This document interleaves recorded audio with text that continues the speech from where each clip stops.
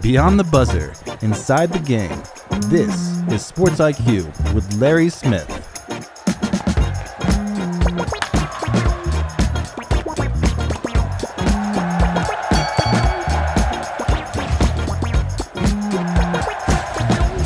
Another work week begins. Glad you're with us here. Sports IQ, Larry Smith.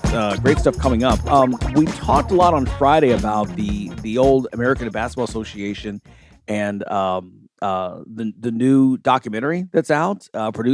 Executive producer is Common, which I guess he had a father, grandfather, something that played in the ABA. They kind of mentioned in this. Tony and I both watched this, so later on we'll talk about that, what we thought of it. I thought it was very well done. I am a basketball historian, stat nerd, and there are things in this that even I didn't know, so which was pretty cool. Anyway, we'll get into that. Lots to talk about. It was funny. A friend of mine put on social media and said, we were talking last week, who scheduled these games? Daytona 500, All-Star game, top 25 college basketball, the Olympics going on, all that stuff. Quad God losing. Oh my. The world is ending. Quad God went down. But anyway, lots of stories coming up. We're going to start with the spectacle in L.A., the NBA All-Star game. It broke out, and someone remembered to actually pack the defense for the first time in a very, very, very long time. All-Star weekend in L.A., it was played at the Clippers' new Intuit Dome, which is on my bucket list now. I've heard it just technologically, it is just, out of this world. And the Clippers, that franchise overall has never had a state-of-the-art home of its own. I mean, going back to, the Buffalo Braves and the San Diego Clippers, and then the LA Clippers, the old sports arena that was, decrepit, and then you had to share an arena with the Lakers all these years. You finally have your own place, and it's actually a nicer home than what the Lakers have. So that's shocking in itself. All-Star Weekend being hosted there. Of course, 2028 Olympics will also have some things there as well. How about Damian Lillard? He has not appeared in a game this season due to that Achilles tear in last year's NBA playoffs for Milwaukee, but it didn't stop him from taking part in the three-point contest.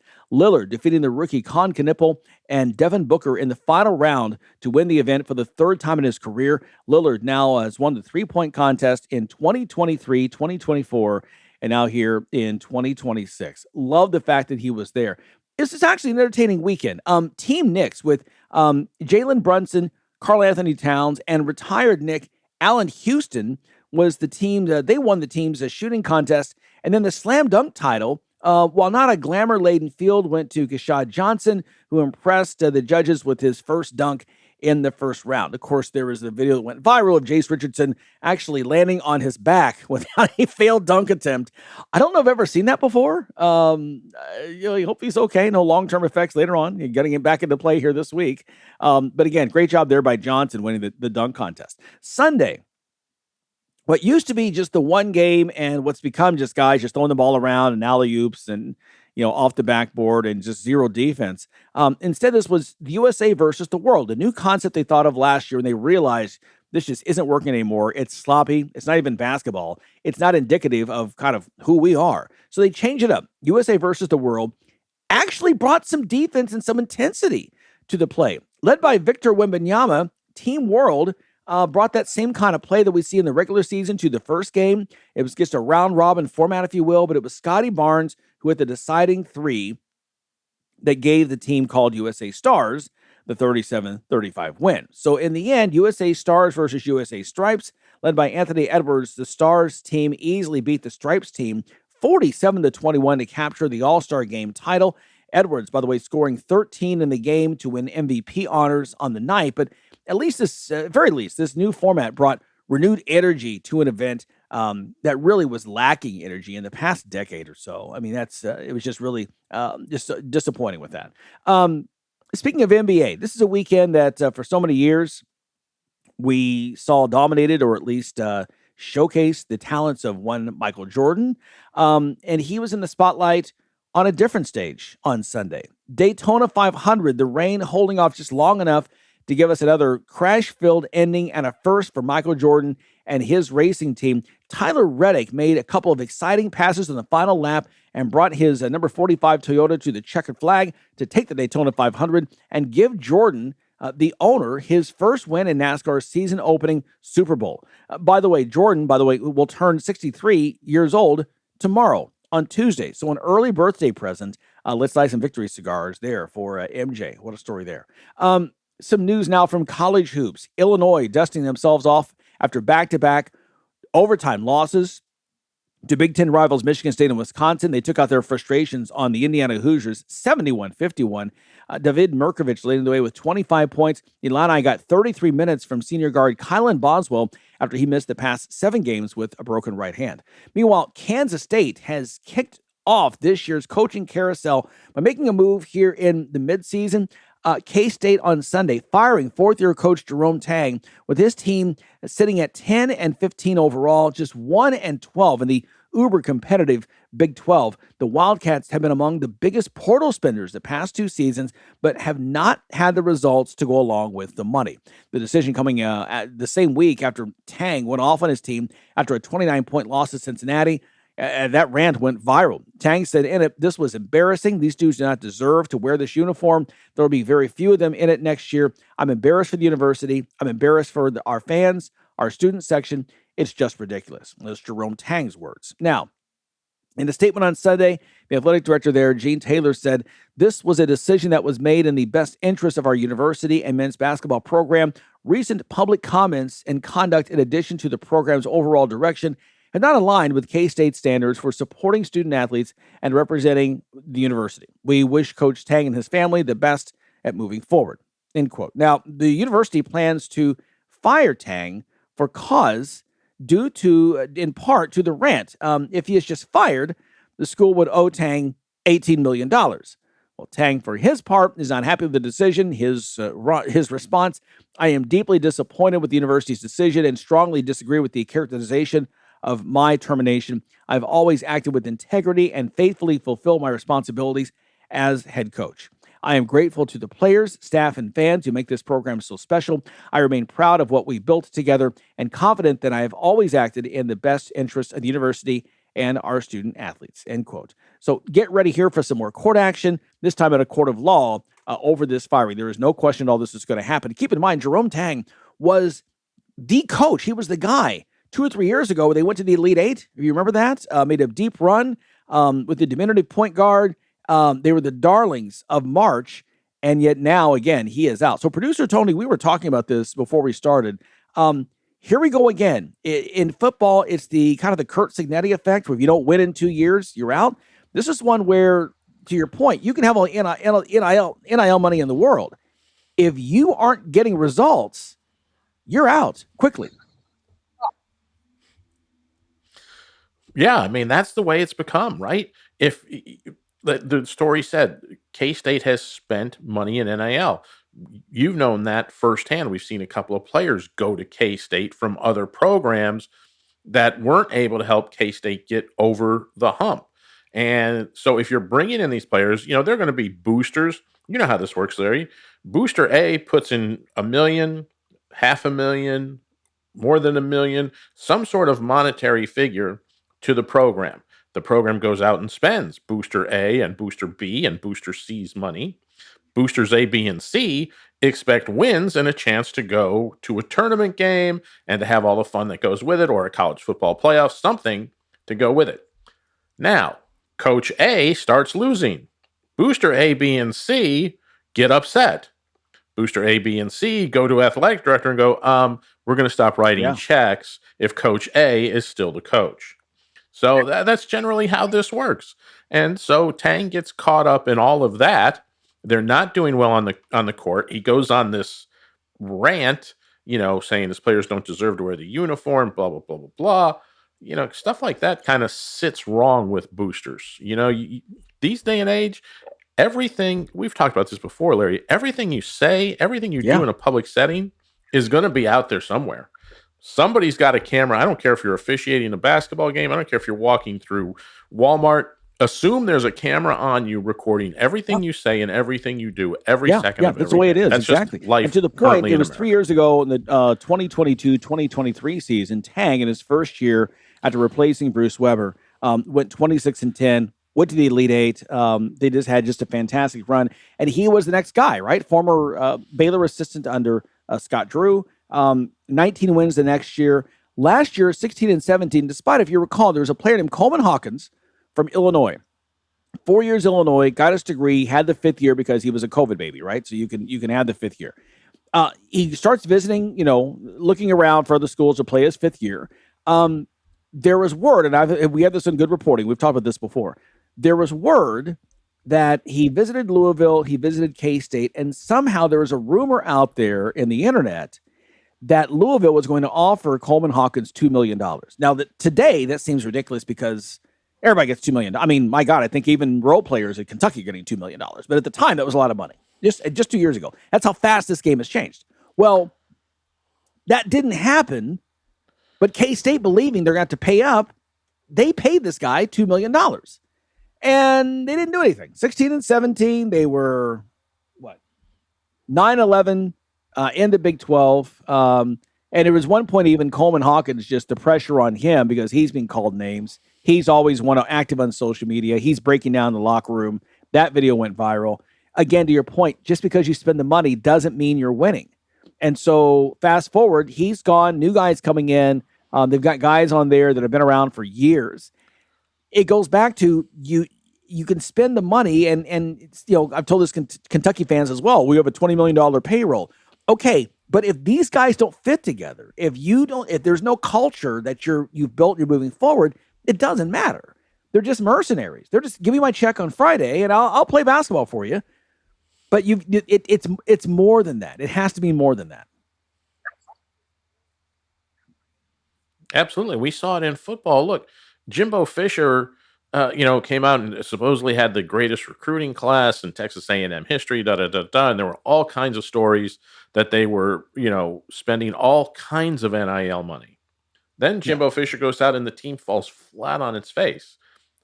Exit Jimbo Fisher, enter Mike Elko. And there's any number of other programs that have done that. Look, you can say that may be one of the reasons that Franklin is no longer at Penn State.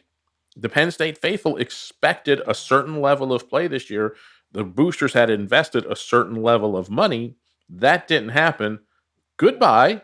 We'll bring in somebody else who can try to get us to that promised land with our NIL dollars. And that's really what it comes down to. Look, Vandy's a classic example of spending your money right. Vandy has never been like it in the SEC ever. Yeah. Not in the 40 years I've been watching SEC football anyway. Last couple years, they've done well. They've got a solid coaching staff, spent their money wisely. It all came together nicely. They've had a couple of the best seasons in Vandy history. That's what it's all about. If you're going to get NIL dollars, man, you better make sure you are spending it. You're in the right aisle. Yeah. Don't go looking down the caviar aisle if this is a steak and potato franchise. Right. In fact, speaking of Vandy, how about Vandy? Football, men's basketball, and women's basketball all ranked? I mean, really? Like to your point. Exactly. I mean, boy, has that ever happened? Maybe once, maybe. But yeah, it usually does not. Basketball, they've had great success. Obviously, football, they have not, but all doing it at the same time. And then we go to, again, in terms of, we saw this before. It's still early in the season, but you're a month away. If you're a team like K-State, I mean, you really are in your final month. You're not going anywhere in the postseason. So you do have just about 3 weeks left here in the season. But we saw this in football where beginning in week 3, we started seeing coaches getting fired. It just takes one to pull the trigger, and you now wonder what other coaches are out there, what other programs are saying, you know what, let's go and get a head start on next year. Let's make this move. Absolutely. If I'm Adrian Autry up there at Syracuse, I'm looking over my shoulder. If I'm Micah Shrewsbury over at Notre Dame, I'm looking over my shoulder. There's a couple other schools out there like that who have spent money in the NIL world. They spent money to be successful at basketball, and it hasn't really come to fruition. And in these days, look, you're not getting 5 years to put a program. You're not getting 5-6 years, and we want to see slow, gradual growth. The Kurt Cignetti factor, the NIL factor, here's a bunch of money. You're the coach. Yeah. I want to win now. Not in 5 years from now, right now. If you're not able to do that, they're going to go find somebody else. To pick on the ACC teams, you mentioned, Notre Dame and Syracuse, but how about Jeff Capel at Pittsburgh? 2-11 in the ACC, 9-17 overall. Damon Stoudemire. at Georgia Tech. I think this is just the third year now, 2-11 in conference, 11-15. And again, the ACC is not. It's considered a power conference. It's not one of the. You don't have the widespread success and power teams in the ACC currently. It's improving, like you do in the Big Ten, in the Big 12, in the SEC. Yeah, I mean, there's programs that, once they invest, they want to at least reach a certain level. And that level really in college basketball is at least get me to the tournament. That's the very least you got to do. You got to get me to the tournament. I'll live with other things. I'm not saying we got to make the Final Four every year. I'm not saying we got to win championships every year. You got to get me to the tournament. That has become more important than ever. I think that's why, we keep hearing that there might be a chance to expand the NCAA basketball field. You can bet that there are a whole host of coaches going, yeah, sure. Because now if we're up to 80 teams or 84, whatever the number becomes, that's more spots for me to get into that tournament to say, hey, look, I know we're not perfect, but we've made the tournament the last 3 years. We're barely 500. We lost in the first game. Guys, darn it, we made it. Dang it. Exactly, you're exactly right. So let the market right down right now. I think we're 4 weeks away from Selection Sunday. It's February 16th. So let's see what happens moving forward. But yeah, there's some other programs out there that you really wonder in terms of that are really struggling right now. This season have not gone well. I don't think he's going anywhere. But how about Marquette, a team that has been outstanding ever since Shaka Smart got there. They're in the basement of the Big East at 4-11, 9-17. Georgetown's a team that Ed Cooley, he's had some issues, said some ridiculous, crazy comments, have gone viral. Not winning, they're getting blown out, they're not competitive. DePaul's caught up to them with Chris Holtman as head coach, and that's not a good thing. I mean, DePaul actually a winning season right now, but Georgetown 5-9, 13-12. He put the Sorber kid in the NBA last year, but he's somebody that you wonder, again, maybe not this year, maybe someone that seed is getting it a little warm. Yeah, exactly. And all of these guys are looking over their shoulder, checking to see what's coming up behind them, because guess what? Yeah. All these schools are looking for the next Todd Golden. They're looking for that guy who can come in, have a plan, have a program, spend my NIL money wisely, and get me to the promised land. Golden got them all the way to the championship. Most schools, like you said, man, they'll settle for getting to the Elite Eight. Yeah. Just get me to the second weekend. No. Nobody's getting fired if you get to the second weekend of the tournament. I can guarantee that. We'll be talking about this a lot because we are just getting started in terms of the coaching carousel here in 2026. All right, quick timeout. More conversation to come here on the Sports IQ. Are you tired of your website making your business look bad? Is your current web developer dropping the ball? Let's face it, if your website isn't making you money, it's broken. Let Neon Rain create a website that turns your visitors into customers. Neon Rain has worked with hundreds of businesses across North America, building custom websites and applications with modern designs that are easy to update and work well on mobile devices. They can do it for you too. What sets Neon Rain apart? They actually deliver on their promises. Call today for a free consultation. 303-957-3092. That's Neon Rain at 303-957-3092. Or visit them at neonrain.com. You're listening to Sports IQ with Larry Smith. Welcome back. We continue here on the Sports IQ with Larry Smith. WNBA talks. We keep kind of checking in, watching to see what's happening here.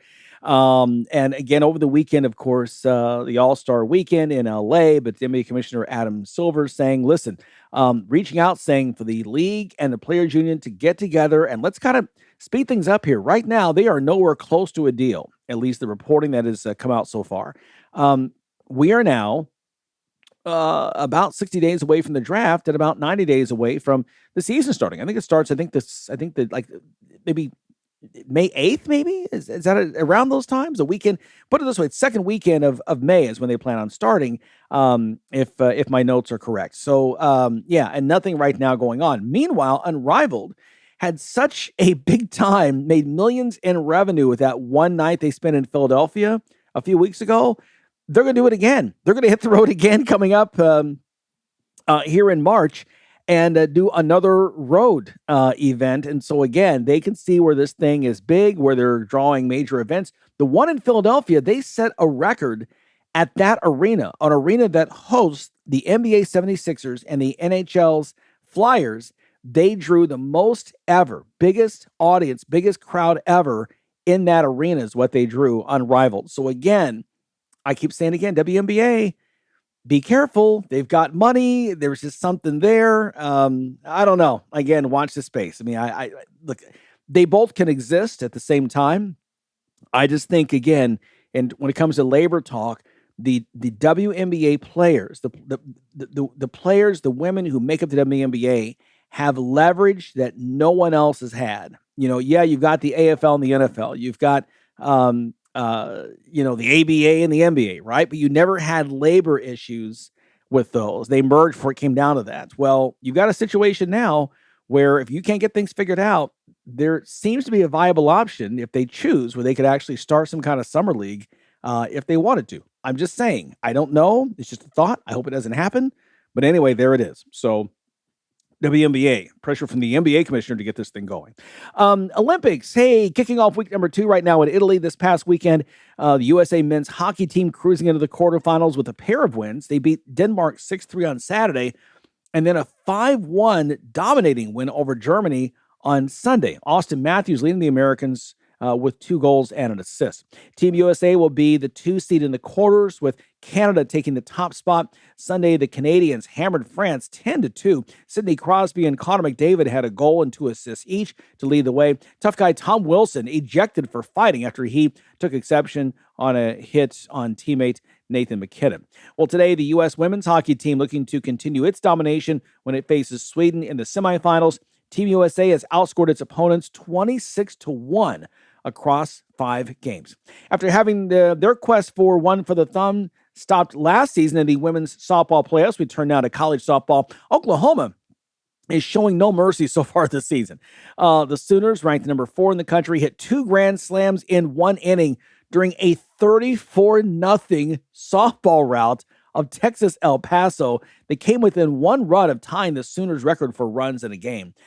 Sooners are now 8-1, 25 hits in that game. Wasted no time in the first inning. The first 8 batters reached base en route to the 8-0 lead. In the third inning then, Tia Malloy and Gabby Garcia each hitting grand slams as Oklahoma added 12 more runs. The Sooners, which have blasted 38 home runs in its 9 games this season, then tacked on 14 more runs in their final time at bat as the game was finally, mercifully called after 5 innings. My goodness. Oklahoma softball didn't get the win last year, coming back now with a vengeance. I want to talk about a couple of other things we saw. College basketball, meanwhile. How about the women's game? Huge contest Saturday night. Third-ranked South Carolina at number 6 LSU, and the Gamecocks getting the win on the road, 79-72. Great theater there. And so, again, the race in the SEC continues. How about Texas, number 4 in the country, getting the tight win again at number 22, Tennessee, 65-63 as well. And 5th-ranked Vanderbilt getting upset at Georgia, 76-74. All that is in the SEC. Big Ten, meanwhile, UCLA keeps cruising, 15-0 now in conference play, 92-48. They just destroyed Indiana out in Westwood over the weekend. Number 20, Maryland, going on the road at number 8, Ohio State, upsetting the Buckeyes 76-75. And then, of course, there's UConn winning again, 71-56 on the road at Marquette. But they've got a tough game coming up this week against Villanova. Maybe they will get a test. One game tonight in the top 25. In the women's game, number 15, Iowa. It is at Nebraska. In the men's game tonight, it is 4th-ranked Duke at home against Syracuse. We've talked about the Orange. Could Adrian Autry be on the hot seat possibly? And then the big game is the late game, just like we saw last week, Arizona and Kansas. Late game, 9 o'clock Eastern tip or thereabouts. In the Big 12, 3rd-ranked Houston at 5th-ranked Iowa State. By the way, those rankings could change by the time they get together. Tomorrow night, by the way, it's number 2 Michigan at 13th-ranked Purdue. Huge matchup in the Big Ten. Speaking of Arizona, meanwhile, they're going to drop in the polls. Back-to-back losses. They lose at Kansas Monday night. They then lose at home against Texas Tech in overtime on Saturday. Second straight loss, and then star freshman Koa Pete, who looks like he's going to be a one and done. Everyone's talking about him being a first-round pick in the NBA draft this summer. Left that game with a lower leg injury. The question is, what will happen there with Koa Pete and with Arizona? But again, we said before, we're getting to the point now in the meat of conference season, you're going to lose games. Do I think Michigan's going to go 19-1 in the Big Ten? No, I don't. They've got Purdue coming up on the road. They've got Illinois next week. They've got the neutral game against Duke and Madison Square Garden this weekend. Look, I think Michigan's the best team in the country right now. We have said that before, but I'd be stunned if they go into the tournament with only one loss. We will see what happens. Some suspensions coming down in the Big East. Providence's Duncan Powell suspended for 3 games for his actions. 1 game was an NCAA suspension, automatic for fighting. 2-game Big East suspension, meanwhile.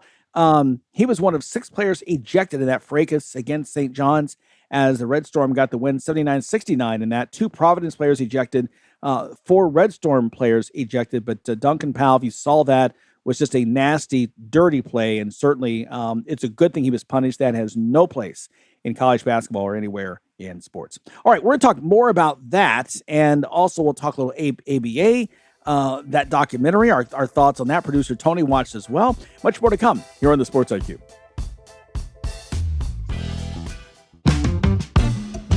You're locked in to Sports IQ with Larry Smith. Welcome back. We were talking before the break there about the Providence St. John's fight. Tony, producer Tony, you were watching that game, and you were saying again just how heinous that play was, and against a former Friars player out of Chicago, was a former Kentucky player as well, who was going up for a dunk, and that's what started the whole thing. Yeah, I mean, it was a wide open dunk. He was ahead of the field. The guy caught him from behind. But when you look at the play, I mean, he grabs him by the head. He's got his knee in the play in Bryce Hopkins' back and brings him down to the ground. It could have done a lot of damage. There could have been a major injury to Bryce Hopkins on that play. It was probably, I mean, it's in the top 3 of dirtiest plays I've ever seen in college basketball. Wow. Easily. I mean, this was a dangerous, dangerous play. I'm glad that the Big East is stepping in and suspending him. The NCAA suspending him for a game because there's no place for that in the college game. Look, I understand if you guys had a relationship or had something going, you were teammates at one point and now you're not. That's the way of the world in the NIL days, right? It's going to happen with every team across every spectrum across the country. So just learn to deal with it and keep your emotions out of it and play the game of basketball. That was not a basketball. There was no chance for him to make a play on that ball. Yeah, and thankfully, the player Bryce Hopkins is okay. And meanwhile, St. John's 10-game win streak, they are cruising. Boy, they could jump up maybe into the top 14, top 12 this week. The way they're going, right there, even right now with UConn atop the Big East. Here's a team that you and I were talking before we went on the air. The Red Storm team was one of those teams in the top 10. Looked like they're going to play off last year. It's Rick Pitino, of course. Had a slow start, if you will, as we talked to Zach Braziller of the New York Post a couple of weeks ago. But it wasn't that slow. And all of a sudden, they're kind of right there where we thought that they might be as we began to look into March. Yeah, I still think that this is a team that could make a deep run in the tournament. They could easily get to the Elite 8 again. They've got that kind of talent. And Pitino went to a smaller lineup. He was trying to play big. That didn't seem to work. He went to a smaller lineup. They seem to be more athletic now on the basketball floor. They're playing way better defense than they were playing earlier in the season. They're getting after teams again. And Okafor, the guy in the middle, is cleaning up the glass. He's a good rim protector, and he's got some really good post moves down low. He was showing those off again this past weekend and against UConn the other day. I mean, he was a one-man force in there against the Huskies. So if they can keep him healthy, if this team comes together, they're a dangerous team come tournament time. You've talked about it, Larry. Pitino's a great coach. Don't count him out at any point of a season. Yeah. That would be just a huge mistake. Yeah, not at all. He's done it time and time again. Doesn't matter the team, the makeup. He finds a way. He's one that's he's an ultra competitor.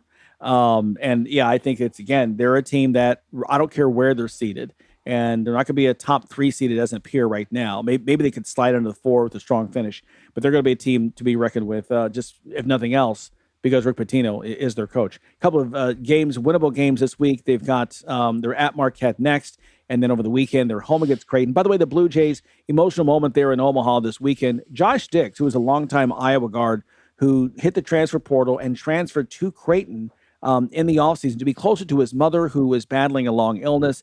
She passed away, the funeral this week. Standing ovation for him as he was introduced to the game this weekend. Love to see that. We talk about the negative stuff, but stuff like that, that's what college sports is about. You have a guy who was, a hired gun, NIL, coming in, sharpshooter, but getting shown love there by the home crowd. It was pretty cool.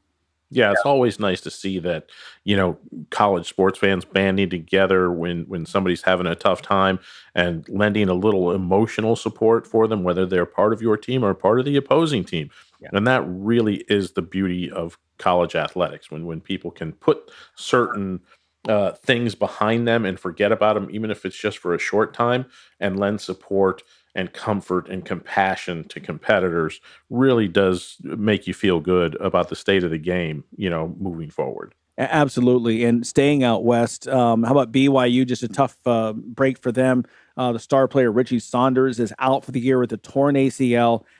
Just weird. He kind of, just starting the contest, first opening minute, kind of fell kind of awkwardly into the game. And, it's his last year. So his BYU career is done. We talk a lot about A.J. DeBonsa, but Saunders was a really big part of the Cougars being ranked in the top 15 here for most of the season. Yeah, that injury is going to really hurt them coming down the stretch. Hopefully DePonsa can pick up some of that slack. I don't know if you can pick up all of that slack. That's a lot to pick up on one person. Yeah. You're going to have to spread it out. You're going to have to get some contributions for some other folks down there. We'll find out about the coaching. Can he coach them up? Can he get some people in the ball game? Maybe shorten up some of those rotations. Maybe bring some guys off the bench to, you might need 3 people to fill that one person void. Take the best of all 3 and see if you can't make it into something special for BYU. And that's tough, especially in the Big 12, because everything is so competitive. You don't get a lot of nights off in the Big 12. And you say, okay, look, we got AJ DeBonsa. We're fine. We'll be okay tonight. You just don't get that in the Big 12. No. By the way, the football team was top 15 all season. They've been top 25 all season in basketball, top 10 earlier in the year. They've fallen off just a bit because they have run into some buzzsaws there in the highly competitive Big 12, 7-5, 19-6 overall after getting that win Saturday. Point guard Robert Wright III is somebody that may have to step up in his absence. But Saunders, again, all Big 12 honors last year. This year is averaging more than 16 points per game, shoots more than 40% from 3. So he's somebody that just, again, it's going to be a big loss for them. We'll see how they rebound coming off that. Hey, we talked about the fighting thing earlier, and you and I both over the weekend, we discussed it last week. Watch the ABA documentary that's on Amazon Prime and called Soul Court that I thought was really well done. You and I were laughing. There were a lot of takeaways from that. One of them was Warren Jabali, who actually was Warren Alexander coming out of Wichita State, changed his name back in the 60s, who was an avowed racist. I mean, actually went up to Larry Brown and said, we're teammates, but off the court, I want nothing to do with you. Right. And his teammates, admitted, he's like, he would say, I don't like white people. Yeah. I just don't like white people. I don't have any use for them. Don't want to be around them. And look, Larry, you and I talked about in the break. Racism is not a white problem. Yeah. It's a world problem. Anybody can be a racist. If you want to set your mind to it that the color of my skin makes me better than this group, then you're a racist. Yeah. Pure and simple. Whether it's you think brown people are better than white people, whether you think Latino people are better than Asian people, whatever it is, you can be that racist. Yeah. And, look, do with it what you will. Warren Jabali, no doubt, was still a great player. Watch some of those highlights and some of the things they talked about. He did, man, could that guy play some basketball? He was really good. And there's so many stories of guys from that ABA time that were really good that didn't get the chance in the NBA or when they did, they were kind of in a reserve role because they were a little older or whatever. But so many guys, Willie Wise, Zelmo Beatty, all these great players that were in the ABA during that time period, just tremendous. Yeah, I thought he did a great job. Rick Barry, is somebody that my son, 23 years old, who's a huge sports fan, didn't know the history and how people, have called him arrogant and even worse over the years. He makes no bones about it. I'm competitive. I've always been competitive. He was always very cocksure, is another word that has been used to describe Rick Barry that we can say on air. But yeah, I thought it was great to have him as a big part of that, have them go through film, have them watch, different things that would happen. Bob Costas, the young, people forget, he went to Syracuse, but he dropped out of school to go be a broadcaster. And, early days, he was at KMOX radio and was was one of the early broadcasters of the Spirits of St. Louis. Yeah, and what a great story. They had beating the Nets that year in the playoffs when they just kind of squeaked into the playoffs, and the Nets were on a run. They were kind of the class of the ABA at that time. And here come the Spirits and win 4 behind Marvin Barnes, and all these guys for the Spirits. They were kind of like the renegade group of the ABA, the latter portion of the ABA once they got a team there. But it was interesting to watch and see where they were taking that documentary, and really comes down to that there were a group of guys who really wanted an NBA franchise. Yeah. Well, the NBA wasn't having it. They didn't want to expand. They thought they had enough teams. They were, pricing the cost of a team out of most people's range. They had their little core unit. They were happy with it, wanted to keep it that way. And the ABA guys said, yeah, okay, so we're going to start something up over here. And in doing that, kept improving the league and keeping it afloat until the NBA was forced to take 4 teams. It's always sad that the Kentucky Colonels didn't make it. There was a great story there. I mean, obviously, maybe Louisville, Kentucky wasn't ready for an NBA franchise at that point.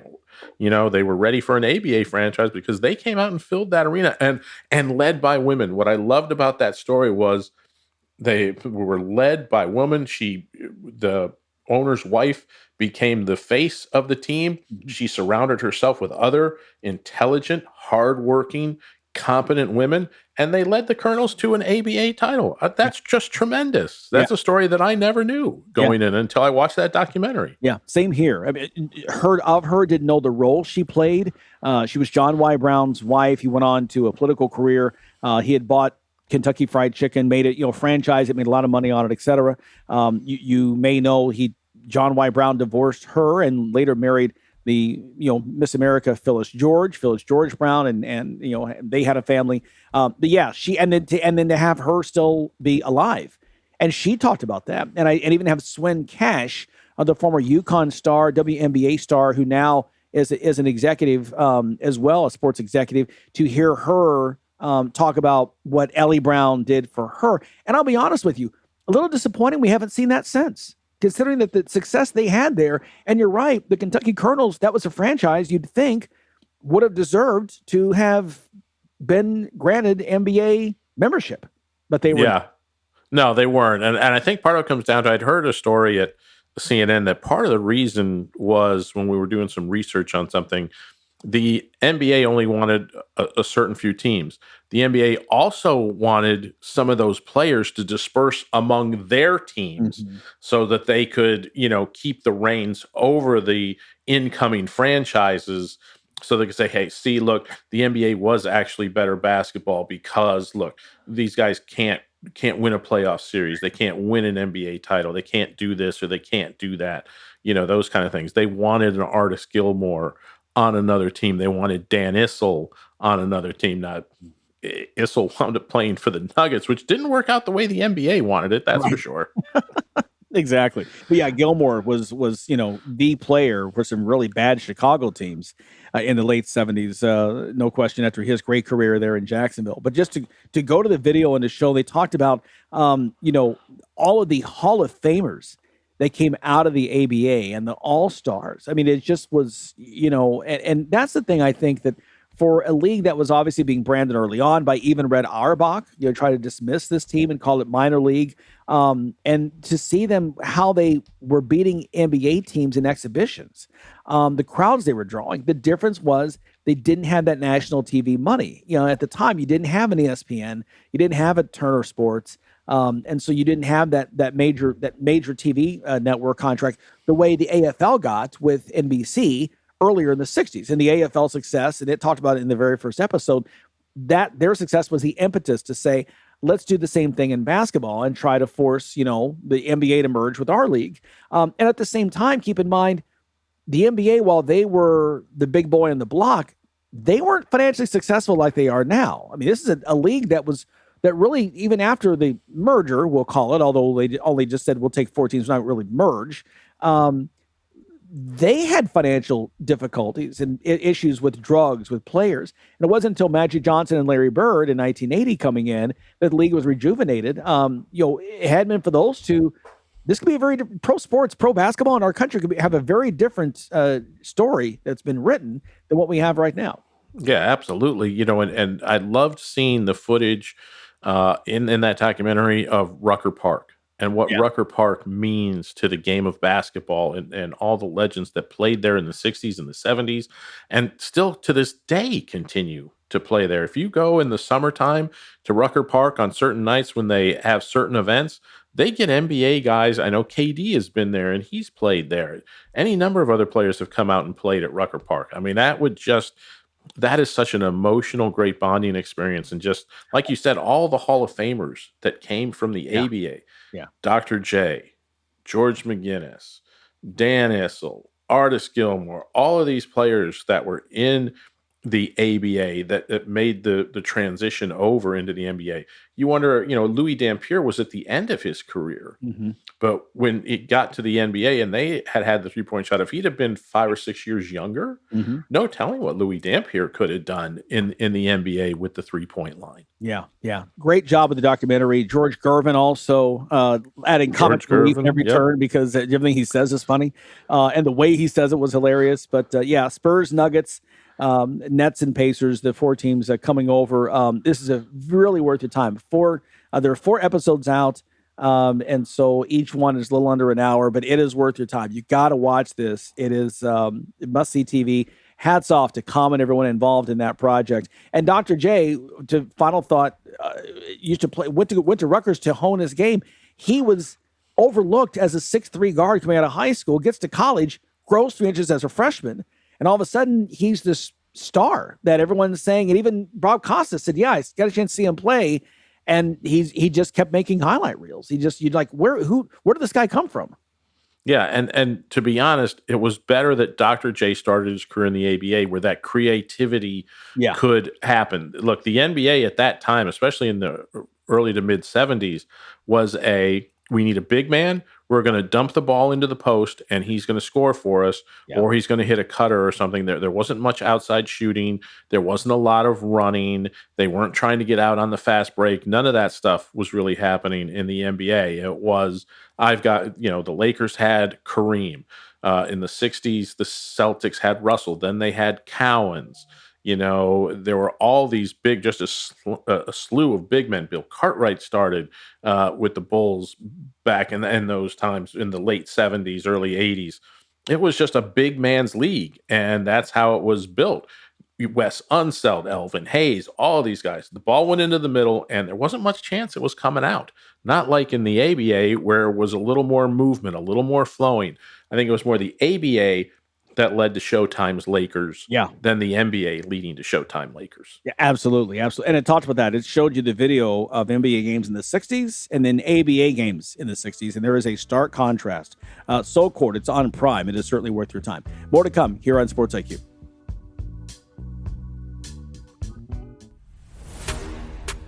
Fans of big sports radio and sports spectacular podcasts have a new home on the Chief Sports Network.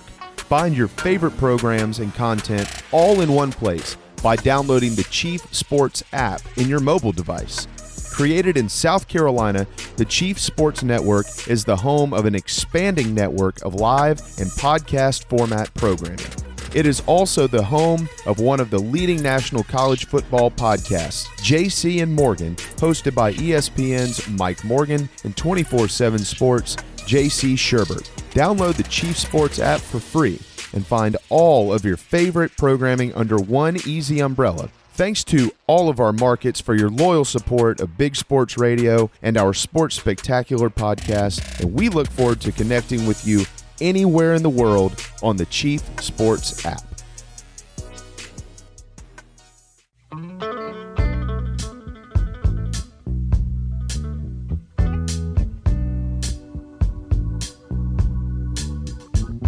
NFL notes here in this day. Some sad news as a former Washington offensive lineman, Trey Johnson, has passed away at the age of 54. After he graduated from Temple, was a first-round pick, star of the offensive line there for Washington. Later became a high school history teacher in Maryland. But according to his family, he died during a family trip, leaves behind a wife and 4 children. So sad news there for the Washington family with the news of Trey Johnson. Meanwhile, the Miami Dolphins began to look to their future. There's some question in terms of Tua Tagovailoa, the star quarterback, and you know, with the massive price tag, does he stick around? The Dolphins, according to ESPN, releasing Tyreek Hill, the 8-time Pro Bowl wide receiver. He turns 32 next month. Had a dislocated knee and torn ACL. Now unrestricted free agent, 10-year veteran. His relief, though, saves the Dolphins almost $23 million against the cap. If you're going to keep Tua, you almost had to do this, Tony, to try to keep this around. But, you know, this is a tenure that really never materialized what we thought that it would, right? He had all those great years in Kansas City. But remember, maybe as much as anything, for that weird arrest and altercation with police on game day right outside Hard Rock Stadium when he was going to the game. But he's a guy that at 32, you'd think that some team somewhere is still going to take a shot at this guy. I still think he's got a couple of good years left in him. He's still lightning quick. He may not be as fast as he once was, but he's still faster than a lot of DBs in the National Football League at this point in his career. Look, if you're the Buffalo Bills and you can get a hold of him at a decent price, why not? He's better than anything you have in your current wide receiver room. So make that attempt. If you're Kansas City, do you think about maybe pairing him back up with Patrick Mahomes? Give Patrick another weapon out there. Lord knows that they need some help, you know, in the wideout category. They haven't been getting much since Tyreek left. And, you know, for the Dolphins, that was a move they had to make. You know, they had no choice. You can't keep, you know, a lot of money in a couple of players' hands. Look, they just released Nick Chubb. I'm not Nick Chubb, but Bradley Chubb, the defensive end as well. That's saving them another X-told millions of dollars on the salary cap. There's another guy who will be available who still has some years left as a quality pass rusher that teams, you know, 2 spots that the league clamors about now, wide receiver, edge rushers, and the big 3 are quarterbacks. Those are what teams are looking for. Well, there's 2 guys now available to a host of teams that could be able to get a couple more years out of them, you know, in their futures. Yeah, and another name that maybe possibly add to the list this offseason is Derek Carr. He's told a podcast that he said, you know, look, would I consider unretiring?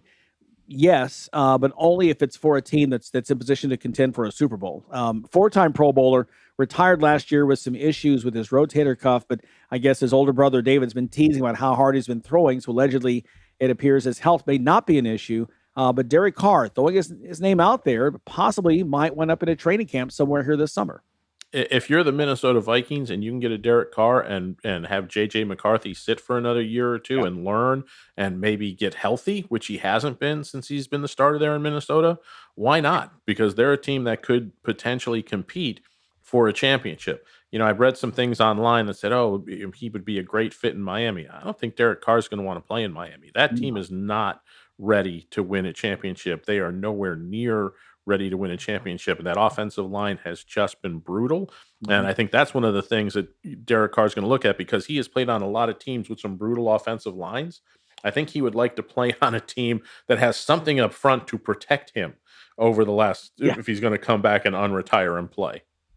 Yeah, no question about that. And we'll see. They have to work out a trade deal with the New Orleans Saints. They still hold his rights because he spent his whole career with the Raiders, but had gone to the Saints, and that's who holds his rights. So if there is a deal to be made, Look, the Saints, they appears that Tyler Shuck is their guy of the future, but same situation. You bring him back for a year. Are they in position to compete for a Super Bowl? Probably not. Maybe the situation he's looking for, but again, he's a name out there, a veteran guy. You maybe can get a little cheaper than $50 million or whatever. So we'll see what happens. Derek Carr. Okay, our moment of awe is up next. Everything is expensive right now. Gas, food, you name it. You're spending more, you are making the same or less money. So, what do? You rack up credit card debt. That's what you do.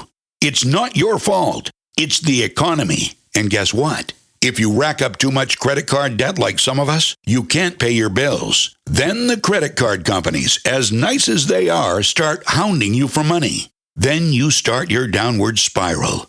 A smart thing for you to do is to call the Zero Debt. They can help you consolidate all your credit card bills into one affordable payment. Millions of people have done it. It works to make you debt-free. Make this free call right now. It costs you nothing to learn more. 800-507-7293. 800-507-7293. 800-507-7293. That's 800-507-7293. Okay, time now for a moment of awe, and it goes out to golfer Anthony Kim, who overcame a 5-shot deficit to win the Live Golf Adelaide and secure his first win at a pro tour since the 2010 Shell Houston Open. But see, the awe goes far beyond that. Kim outplayed the duo of Jon Rahm and Bryson DeChambeau, fought a round of 63 to get that 3-shot win. He unofficially retired back in 2012 after tearing an Achilles and revealed back in last year, 2025, that he was now 2 years sober, overcoming pain and addiction and returning to the top of the golf world at least for 1 week. Anthony Kim, what a week, what a journey it has been, and we salute you with our moment of awe. Thanks so much for being here once again to start off this work week. Love having you here. We love doing this for all of us. Make it a great Monday. We'll see you tomorrow on the Sports IQ. Thanks for listening to Sports IQ with Larry Smith, Monday through Friday. Continue the conversation at Sports IQ LS. We'll see you next time.